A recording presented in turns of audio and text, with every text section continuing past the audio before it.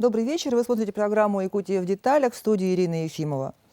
Для нас, жителей Якутии, зима – это не просто сезон, не просто время года, а серьезное испытание для инфраструктуры. От работы ресурсоснабжающих организаций, коммунальщиков зависит тепло, свет, газ в домах тысяч жителей. Причем картина привычная, когда на улице минус 50, а из крана течет горячая вода, батареи теплые, дома тепло, свет не моргает. Для жителей Якутии это не чудо, а результат слаженной работы коммунальщиков. Но вот какой ценой достигается эта стабильность? Сегодня вместе с экспертами в отрасли разберемся, как Якутия проходит коммунальный сезон отопительный, как проверяется на прочность наша инфраструктура, что делается, чтобы мы не остались без тепла, воды и света. Добрый вечер. Добрый вечер. Сергей Владимирович, с вас начнем. Да? Новогодние праздники.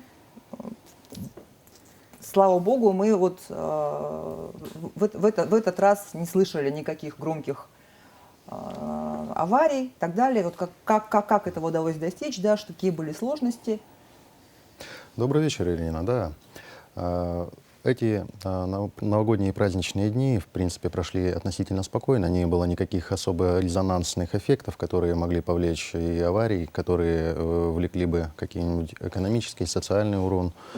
Фактически правительством республики, правительственной комиссией по прохождению отопительно-зимнего периода были приняты определенные нормативные акты. Также данные акты были приняты и решения на штабе энергобезопасности и распорядительными документами правительства республики, которые предписывают предприятиям коммунального комплекса прохождение именно новогодних и праздничных дней в режиме повышенной готовности.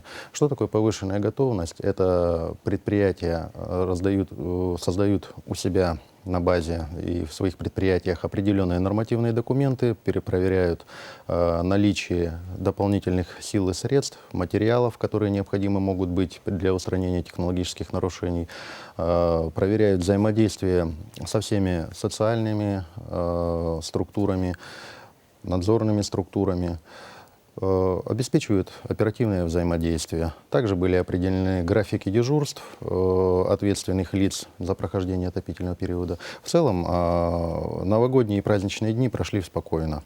Было зафиксировано 63 технологических нарушения, 23 из них плановых. Это фактически, которые предусматривали их проведение для, скажем, исключения в последующем каких-то ситуаций аварийных, которые быстро были отфиксированы. Все остальные были небольшие, незначительные, которые своевременно и оперативно исправлялись, устранялись нашими ресурсоснабжающими организациями.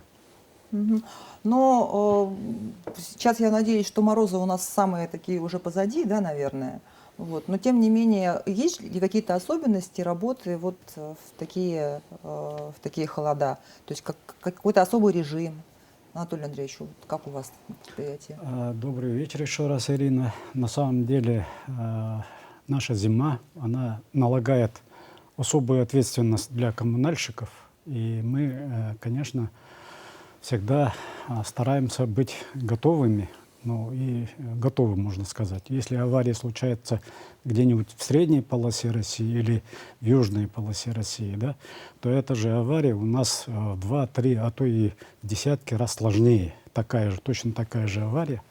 Поэтому, как говорится, готовь сани летом. И вот в летнее время, когда издается распоряжение правительства Республики Саха-Якутия о подготовке к отопительному сезону, начинаются, конечно же, подготовительные работы, но я бы сказал, в принципе, у нас вот эта работа ведется круглогодично, потому что то, что летом мы начинаем готовиться, те же материалы, они закупаются уже вот весной, уже сейчас у нас идут торги, и, соответственно, вот материалы зимникам уже должны быть доставлены для того, чтобы качественно проводить вот эти ремонтные работы. Что касается вот большие холода или там более-менее там весна или осень, да, на самом деле все профессионалы знают, Особой разницы нет. хуже, когда переходной этап. Это вот когда весна, осень, потому что в то температура время скачет, да? разность температур достаточно велика, Могут трубы доходит до повредиться, да? 20 градусов ночью и днем, да. И в это время как раз-то и растяжение труб, там, сокращение и так далее наибольшее. Поэтому львиная доля аварий случается вот именно вот в эти периоды. А когда система стабильно работает, вот, допустим, большие холода, система стабильно работает. И тогда более-менее спокойно. Ну, хотя сама по себе авария в большие минуса, она очень сурова. Очень сурова. Мы, как водоканал, стабильно готовимся к отопительному сезону. К этому, конечно же, подгоняет вот то распоряжение, о чем я говорил. Ну и, конечно же, коллектив, который уже у нас много лет работает, они уже понимают, что от них зависит благоустройство наших горожан. Спасибо. А у вас какие-то особенности работы есть В целом, в зимний период? в зимний период, добрый Холод. Ну добрый вот, вечер. например, я знаю, что в Арктике там мусор замерзает же вот так вот прямо кубами, и его потом по весне вывозят. А Да. вот В городе тоже есть, добрый вечер, Ирина, такие случаи, то, что у нас есть неблагоустроенный фонд, где есть так называемая ведерно-выносная система. Это, в принципе, для России, ну, так сказать, остаточное явление. У нас активно производится программа сноса ветхоаварийного жилья, и таких домов у нас в столице, но и в целом в республике становится ежегодно все меньше и меньше. Если 10 лет назад их было порядка 500 домов таких, то сейчас в городе осталось порядка 100 домов. То есть осталось всего лишь 20% от тех домов, которые были еще 10 лет назад. То есть, ну, граждане активно переселяются. В целом, да, я хотел бы сказать, ЖКХшникам стало работать легче. Если так вот немножко в историю углубиться, да, то лет 15 назад основная претензия граждан какая была, Антоний Андреевич? Плохая вода, желтая вода. За эти 15 лет, благодаря Республике Саха-Якутия, благодаря федеральному финансированию, поддержке, водозабор. да, построены большие наши ключевые инфраструктурные объекты. Это водозабор, да, у нас сейчас в городе чистая вода. Уже никто не вспоминает, что вода была грязная. Построили ГРЭС-2, достраивается ГРЭС-1, завершили соединение с центральной электрической системой России. В Россети завели сети. То есть сейчас у нас нет дефицита электроснабжения. Идет гигантская программа газификации. Да? То есть у нас практически тысячи дворов ежегодно сейчас подключаются к газу. То есть благодаря тому, что мы построили большие объекты, модернизировали множество сетей в городе и в республике в целом, мы такие случаи все меньше и меньше получаем. Да? Если 20-15 лет назад у нас случаи аварийные были, ну, прям десятками были случаи, прям у нас, помните, такие на всю Россию гремели, то тут последние несколько лет у нас такие локальные небольшие случаи происходят. Что касается по мусору, да? По мусору мы тоже подготовились. Самая главная особенность нас, северян, это в том, что мы все лето, в теплый период, готовимся к нашей суровой зиме. Если, условно говоря, человек летом не подготовился к зиме, то он не то, что ее не проживет, он просто может физически погибнуть. Да? То есть от ЖКХ сейчас зависит жизнебезопасность жителей республики в целом. Что тепло, что вода, что газ. Это все зависит от жизни. Поэтому мы готовились. Благодаря поддержке Республики Саха-Якутия Арсения Сергеевича мы закупили порядка 14 машин техники в прошлом году. Сделали резерв. То есть мы больше трети парка обновили у нас. Сделали резервные машины. 120 человек у нас было готово. Все ребята были готовы. И они вышли в новогодние праздники. По мусору у нас 3 пика. Это у нас новогодние праздники, когда люди начинают готовиться, убираться, выносить старую мебель из дома. Да? То есть у нас появляются небольшие такие, ну, сверхнормативные завалы на санточках. Второй у нас... вот, кстати, старую мебель, ее же по закону, наверное, я должна куда-то на полигон увезти? Нет. Или я могу ее Да, возле вы мусора? мебель можете, кроме строительных отходов, это шлакоблоки, которые могут повредить там, пресс у мусоровоза. А так, в принципе, все эти двери, мебель, ну и все это забираем. Коробки, то, что крупногабаритные отходы остаются на То санточках. есть можно к мусорке Да. вынести? А второй пиковый сезон — это у нас весна. Люди начинают убираться на балконах, начинают выкидывать свои заморозки, переезжают на дачу, начинают на дачах убираться. Это апрель-май. То есть вот майские праздники заканчиваются, более-менее стабильно у нас становится. И третий период, когда все возвращаются с отпусков. Сентябрь, октябрь, дети выходят в школы, начинается очень большое движение, начинаются ремонты, приборки, подготовки. Это вот у нас 3 основных периода, к которым мы сейчас готовимся. У нас сейчас только закончились новогодние праздники, мы уже начинаем готовиться к весне. То есть ремонтируем технику в плановом режиме и делаем графики дежурств на выходы в апреле, в мае месяце на пиковые периоды. Мгм. Ну и получается, у нас не только аварийные дома расселяются, но и у нас и многоквартирные дома, они ремонтируются, да, Я бы своевременно? тут хотел добавить, да? Да, Я конечно. бы хотел добавить. Вот, на самом деле совершенно правильно сказал, значит, мой коллега, что за последние десятилетия построились очень много инфраструктурных объектов. И вот когда мы встречаемся с водоканалами всей России на конференциях наших, да, единицы могут похвастаться поддержкой своего главы региона, своего правительства.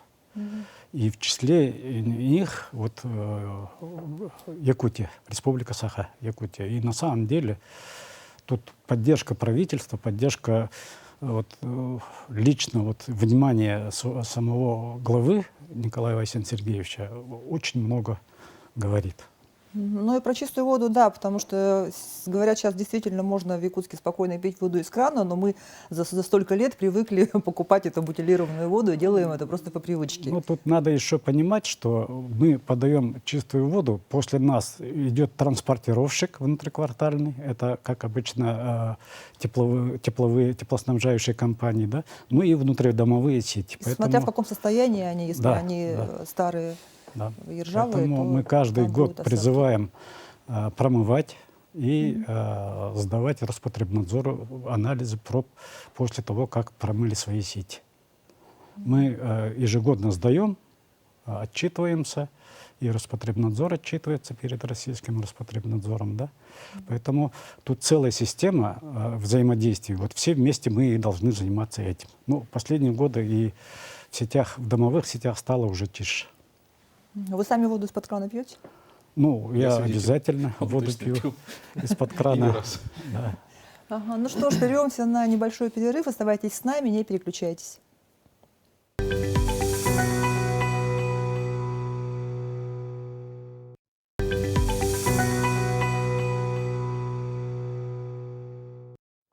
Это «Якутия в деталях». Мы говорим о непростой работе коммунальщиков и ресурсоснабжающих организаций. И вот перед тем, как уйти на перерыв, обсудили то, как мы прошли новогодние праздники, как у нас отражаются наши холода экстремальные, как наша зима отражается. Ну и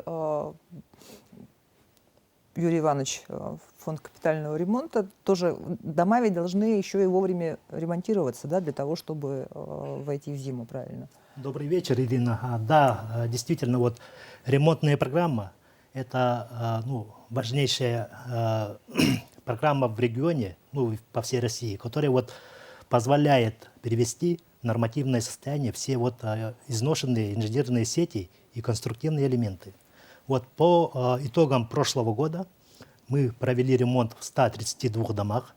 Из них в 36 домах заменили инженерную систему отопления, что позволило улучшить жилищные условия наших граждан.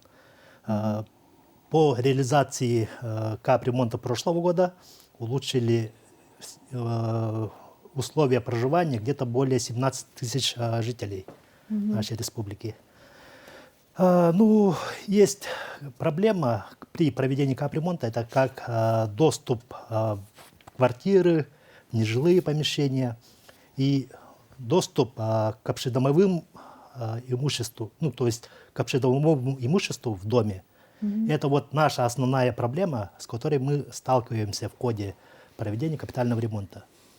Мы проводим разъяснительную работу с населением, с управляющими компаниями, отрабатываем с муниципалитетами этот вопрос. И по получению, по итогам вот всей этой работы у нас, как итог, это качественный капитальный ремонт.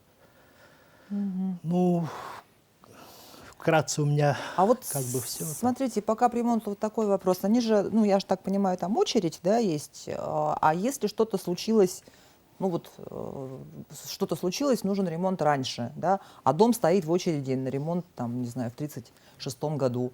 Там что в таких случаях делается? Ну, смотрите, мы, чтобы перенести сроки, смотрим на достаточность, ну, во-первых, мы смотрим на достаточность собранных средств, которые оплачены были собственниками помещений. Если этих средств достаточно, мы вносим в проект региональной программы на рассмотрение правительству Республики Саха-Якутия. И при согласовании, да, мы его переносим на более ранний период. Собственниками этого дома. То есть то, что я плачу за капремонт, оно вот именно Да. за этим домом закрепленное. Да. И, То есть, если и ни на вот какой другой дом мои деньги не пойдут. на другой нет. То есть у нас учет ведется по каждому лицевому счету отдельно, по дому. То есть мы, когда происходят нештатные ситуации в доме, мы делаем анализ поступлений по всему дому. Если этих денег достаточно, мы можем перенести. Если нет, то мы предлагаем, рекомендуем собственникам, чтобы они обратились в орган местного самоуправления, чтобы предусмотрели софинансирование из местных бюджетов. Или приняли на общем собрании собственников дополнительный размер взноса, который будет необходим для проведения этого ремонта. То есть тут уже выбирают сами собственники, какой конструктив, какой вид работ сделать и на какую сумму. Это у них как бы право закреплено жилищным законодательством. И при наличии соответствующих документов мы это учитываем. Ну, раз мы про платежи, про квитанции заговорили, да, Анатолий Андреевич, как раз... Да, я тоже вот тут хотел бы поддержать своего коллегу. На самом деле у населения сложилось такое мнение. Вот если, допустим, оплата за уборку двора, оплата там за уборку лестничной площадки, она как бы видимо, да, то, как оплачиваешь, как убирают и так далее. И все думают, вот фонд капитального ремонта зачем оплачивать? Это какой-то виртуальный, там через 10 лет, через 5 лет, там будет ли ремонт, не будет ли ремонт. И многие люди сомневаются. Я хотел бы все-таки наше население предупредить, что это очень нужные сборы.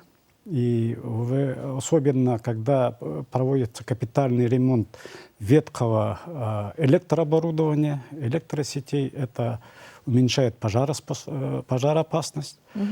Капитальный ремонт сетей, инженерных сетей, таких как теплоснабжение, водоснабжение, они, конечно же, сказываются на конечный результат вот этих услуг.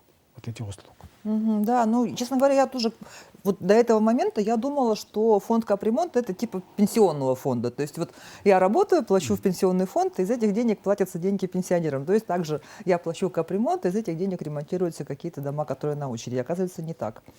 В принципе, есть доля правды. То есть все деньги, которые на счете рекоператора, они поступают на единый счет.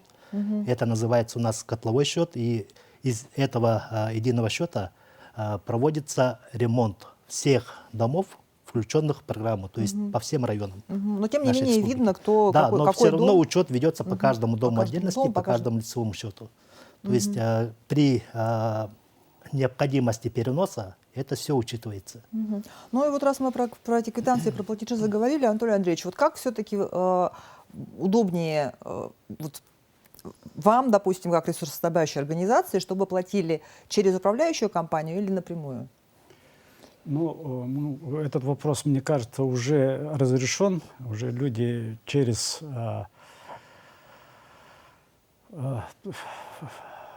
центр оплачивают напрямую. Все эти деньги поступают в единый платежный документ, поступают в единый счет и потом перераспределяются по всем ресурсникам напрямую, сразу.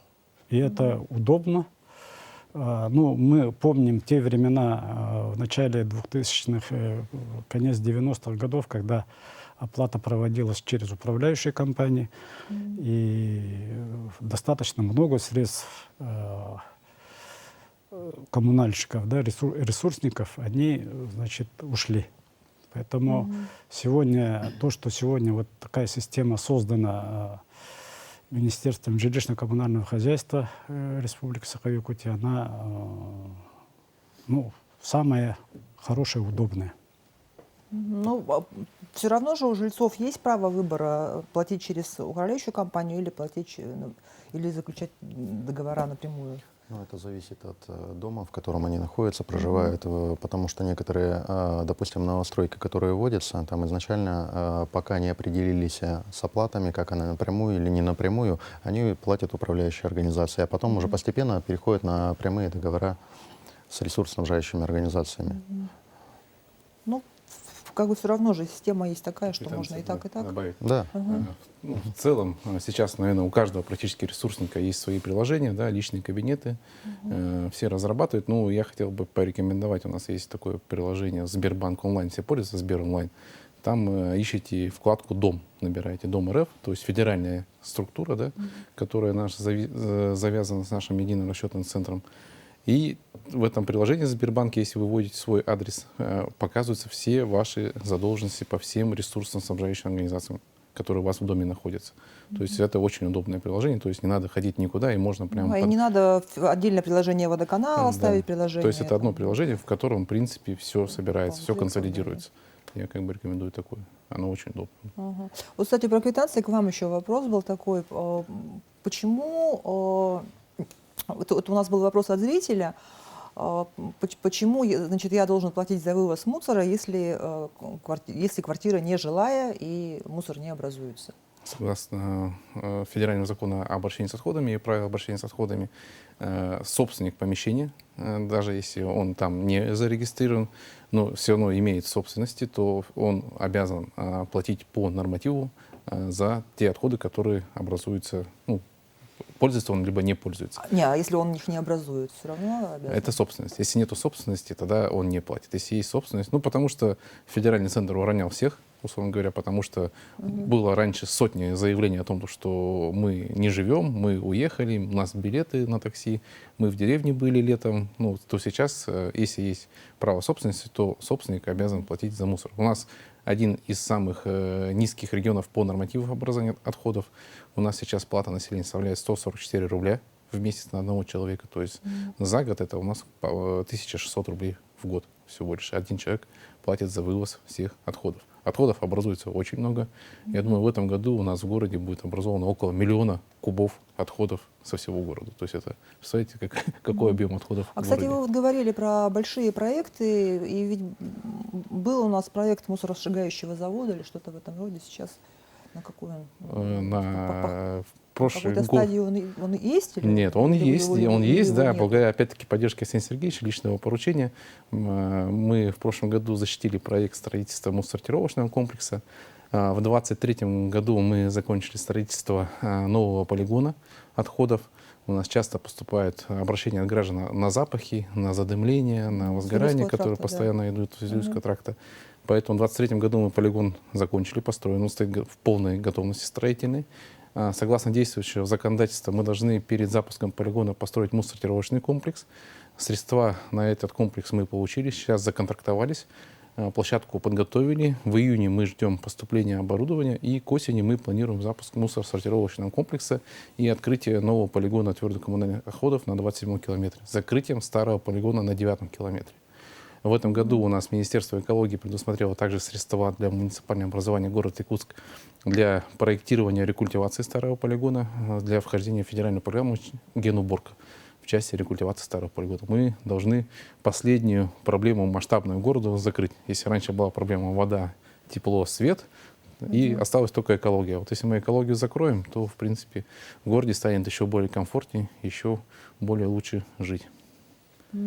А вот эта вот мусоросортировка, она как-то связана с раздельным сбором мусора? Или не? У нас был эксперимент. В 2020 году мы 118 санитарных точек по городу установили раздельный сбор, где граждане у нас складывали картон, пластики в отдельные бункеры для накопления. У нас были частные организации, порядка 8 организаций в городе.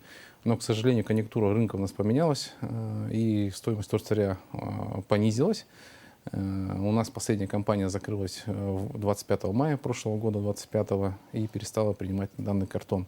Но в свое время было принято решением главой города о том, что они будут продолжать вывозить те сортированные отходы, которые отдельно лежат. Нашли фирму, создали, которая сейчас все равно занимается приемом картона. То есть мы эту практику продолжать будем. Это надо внедрять, потому что экологическое просвещение, которое у нас находится пока что в зачаточном стадии, его надо воспитывать и прививать к тому, чтобы люди складывали отдельно. Запрос от населения, он очень большой. Мы проводим ежеквартально встречи с подрастающим поколением в школах, в детских садах, делаем экопросветительские уроки. И от молодежи на самом деле больше идет запросов части раздельного сбора. Куда девать крышки, куда девать батарейки, куда относить картон. Вот мы про это все рассказываем и что из этого должно получиться. В данном комплексе мусоросортировочном мы хотим создать такой небольшой эко-кластер, экотехнокластер, где у нас будет и перерабатываться часть вторсырья в полезные фракции, там вот плитку делать, скамейки какие-то, может быть, из картона что-то придумаем, да, поэтому мы участвуем во всех экологических форумах. Отходы в доходы, которые у нас проводит Северо-Восточный федеральный университет, мы тоже принимаем активное участие. Студентов-экологов активно к этой тематике привлекаем, вывозили их на новый полигон.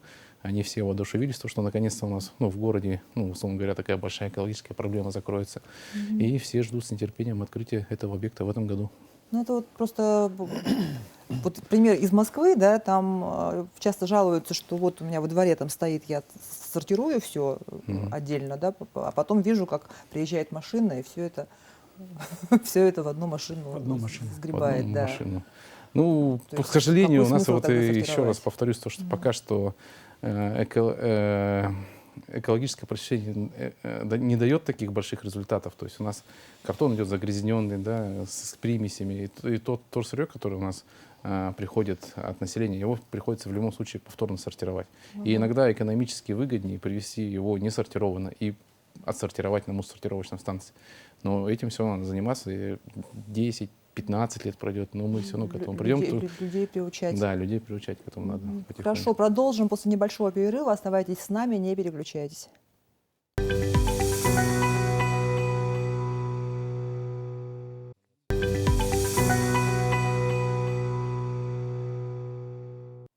Это программа «Якутия в деталях». Мы говорим о коммунальном комплексе, о прохождении зимы.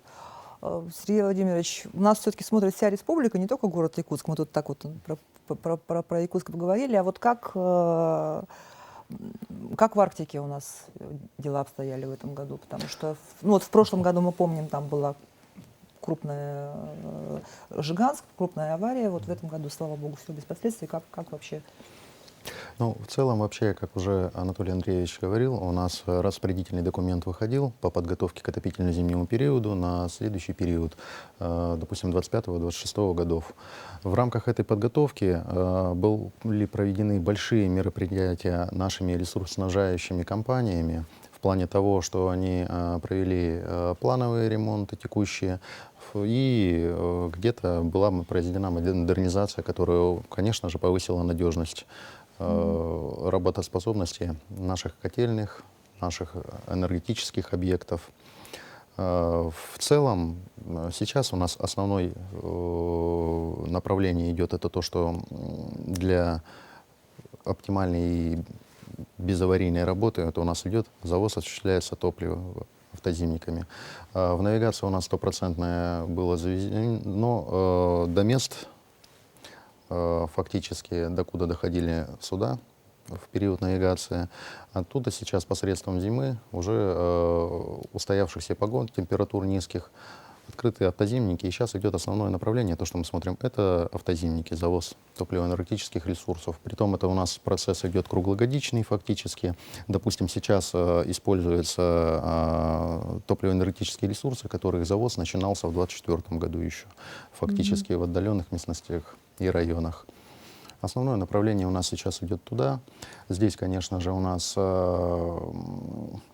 существует ряд трудностей, которые, допустим, как с ГУПом ЖКХ, так как у них все-таки непростое финансовое состояние, имеется ряд задолженностей перед перевозчиками, однако мы этот момент прорабатываем. Допустим, благодаря работе правительства Айсена Сергеевича Николаева сейчас будет выделена кредиты в порядка 10 миллиардов. Это под программу северного завоза. 9 из них как раз-таки будут ГУПу ЖКХ перечислены для как раз-таки своевременной оплаты и расчета долговыми с перевозчиками. Соответственно, также за этим вопросом мониторят главы муниципальных образований. Фактически мы с ними взаимодействуем для исключения каких-либо резонансных ситуаций. Что касаемо ситуации в Жиганском районе, фактически в прошлом году данный вопрос был проработан. Ну и в целом у нас относительно спокойно проходит отопительный период. Ну вот, Можно да, подсказывать или нет? да, конечно. Про межотопительный скажи, там, где у нас там 3 недели межотопительный сезон. То есть в Арктике это же совсем по-другому проходит. В Тиксе там сколько? Ну, в Тиксе, да, совершенно верно. У нас отдаленные арктические районы есть, где, допустим, как Булунский район озвучивает коллега, у нас фактически там всего лишь на подготовку идет 3 недели. То есть вывели котель, там, так как низкие температуры, фактически остановились на 3 недели, пока позволяет температурный режим, мы успеваем в это время провести ремонт котельного оборудования. То есть отопительный Весь сезон сезон длится весь Да-да-да. год, Вот фактически кроме весь 3 год. недель, да? Да-да-да, То которые есть нужны для 300 подготовки. Есть такие населенные пункты у нас в республике, То есть которые... 330 дней фактически, Да, да? фактически Отопительный сезон. То есть это Там мы тоже ограничены временем. Вот за 3 недели необходимо успеть сделать всю инженерную систему. Да. И это, в связи с отсутствием строительных материалов на месте, это, является проблематичным вопросом на данный момент. То есть там надо и капремонт успеть сделать за 3 недели. Все надо успеть до начала Завозные отопительного Там сезона. фактически у них идет доставка, там как раз открытие навигации до Тикси, до Булунского района открывается где-то в июле месяце и, конец июля. И в течение августа туда завоз идет всех материалов. Да. То есть они фактически все заделку за год делают, чтобы там провести капитальный ремонт, коллеги. И как сейчас люди обращаются чаще? Все-таки в каких-то мессенджерах, приложения пишут, звонят по старинке, вот когда что-то происходит? Все ситуации, допустим, в преддверии отопительно-зимнего периода у нас есть единая диспетчерская служба, которая принимает заявки, а также, если это смотреть муниципальное образование, там, соответственно, люди звонят в администрацию, у них также есть их службы единые диспетчерские, которые аккумулируются в нашей центральной диспетчерской службе, вся информация. Ну и у наших коллег, ресурсоснабжающих организаций, также есть свои номера горячих линий, где они также принимают информацию, передают ее нам, мы аккумулируем, при необходимости принимаем превентивные меры для решения тех или иных вопросов. В случае возникновения, допустим, какой-то ситуации, информация к нам оперативно поступает, мы ее рассматриваем, уже собираем первичные данные, при необходимости проводим комиссии по прохождению отопительно-зимнего периода, где принимаются как раз-таки совместные решения для решения, если каких-то там сложных задач. Они проходят оперативно. Это у нас фактически в течение всего отопительно-зимнего периода это действует. Пока держатся низкие температуры, у нас все ресурсоснабжающие, как я уже ранее говорил, находятся в повышенном режиме готовности. А вот смотрите, вы сказали, что раньше у нас была самая большая проблема там, с качеством воды, да? А потом, с мусором вроде бы решится, да, если в течение ближайшей перспективы. А какая сейчас главная проблема у отрасли ЖКХ? У ЖКХ, фактически это устаревание сетей коммунального комплекса, фактически с которыми мы проводим регулярно каждый год работы. Привлекаются федеральные средства для модернизации коммунальной инфраструктуры, модернизации котельных, допустим. В прошлом году это порядка 8 котельных было модернизировано, где-то построена котельная фактически. Этот год у нас привлекаться правительством проработан вопрос по привлечению казначейских инфраструктурных кредитов, за счет которых будет фактически построены в городе Алдан 3 новых современных модернизированных котельных. Это на природном газу. У нас ведь основная задача, которая нам поставлена нашим главой С.Н. Сергеевичем Николаевым, это снижение субсидий, нагрузки на бюджет. Фактически это основное, что нас оттягивает, это топливно-энергетические ресурсы, которые неэффективны, которые используются на котельных, устаревшие. Поэтому у нас основные направления — это фактически перевод котельных на газ, это где газифицированы районы. Основной упор будет в этом году сделан на Алекминск. Фактически в Алекминске будет переоборудованы порядка 10 котельных. Эта модернизация проходит как за счет привлечения федеральных средств, так и за счет инвестиционной программы самого предприятия. Также за счет привлечения федеральных средств модернизация будет в городе Нерюнгри переводиться. Фактически это сети коммунального комплекса. Также мы в целях как раз-таки модернизации, чтобы эффективно все работать, у нас существует программа от энергетические. Это фактически строятся автоматизированные гибридные энергетические комплексы. У нас по программе их до 2029 года 73 в плане стоит, а 14 уже реализованы. В этом году у нас также планируется порядка 3 вод. Это все дает в себе хороший колоссальный эффект. Допустим, гибридные энергетические комплексы, они автоматизированные, они фактически сэкономили нам порядка 3300 тонн нефти. Это экономия миллионов фактически рублей эффективно. Это также повышает нашу надежность. Основное это надежность, конечно же, работоспособности наших систем, наших котельных, наших объектов энергетики в прохождении холодных морозов. Но немногие же знают, что у нас квартплата вообще субсидируется у каждого человека, да, что есть на самом деле мы платим Только половину. только, да, на фактически. Смотря где какие районы, я думаю, в Арктике человек платит, наверное, процентов 20, наверное, 30. В городе где-то за около услуги, потому что звучали разные предложения, в том числе вот как сейчас прогрессивную шкалу налогообложения вводят, да, и также такую же ввести прогрессивную шкалу для коммунальных платежей. Ну, на сегодня ведется работа по 100% окупаемости по воде, по водоканалу, да. Сегодня население оплачивает где-то около 95% от себестоимости очистки воды и транспортировки. И вот эти 5% мы в течение 2 лет должны как бы привести в соответствие, чтобы 100% окупаемость была, чтобы уменьшить субсидию. Чтобы уменьшить субсидию. Для чего это делается? Для того, чтобы, ну, во-первых, разгрузить бюджет, да.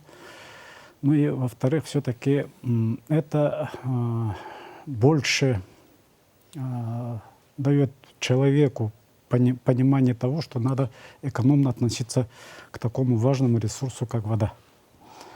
Значит, по водоотведению, то есть по канализованию у нас вот эта работа будет вестись не за 1 год, но я знаю, что и по теплоэнергии и так далее, вот постепенный переход будет на окупаемость.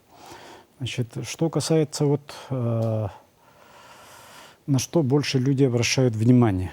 Если взять пример 30 лет назад, там, 20 лет назад, 10 лет назад, то сегодня в связи со сносом частично благоустроенных и неблагоустроенного жилфонда, появлением больших, ну, как бы многоквартирных уже каменных благоустроенных домов, сегодня я бы хотел бы дополнить, что население больше стало обращать внимание уже на благоустройство территории.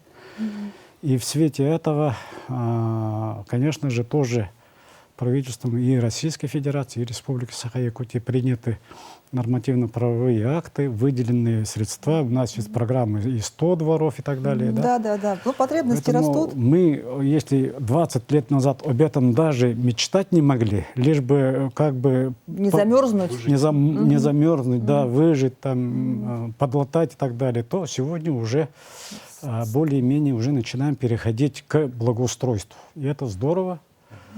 Вот. Ну и новые технологии приходят по диспетчеризации. У нас сегодня не только мы там по старинке, по телефону принимаем заявки. У нас, если раньше принимали по WhatsApp, то сегодня уже и наш мессенджер Макс. Макс, да.